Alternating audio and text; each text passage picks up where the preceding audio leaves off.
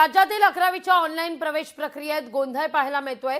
Website crash झाल्यानं विद्यार्थ्यांना खोळंबा झालेल्या विद्यार्थ्यांचा चंद्रपूरसह राज्यातील अनेक ग्रामीण भागांमध्ये संभ्रमात आहेत विद्यार्थी।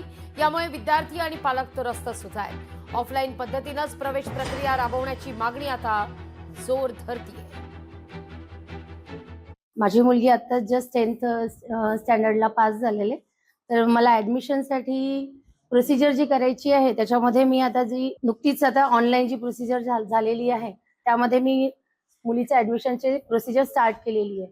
पण मी गेल्या 3 दिवसांपासून ही प्रोसिजर करत आहे आणि नेटवर्क प्रॉब्लेम आहे, भरपूरशा गोष्टींमुळे माझी ती ऍडमिशनची जी प्रोसिजर आहे ती कम्प्लिटली होत नाहीये। ही जर प्रोसिजर ऑफलाईन असती तर आज माझ्या मुलीची एका दिवसात ऍडमिशन पण झालेली असती।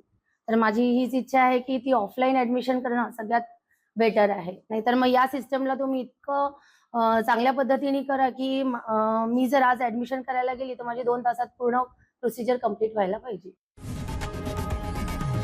लोकशाही मराठी ऐका, पहा, जागरूक रहा।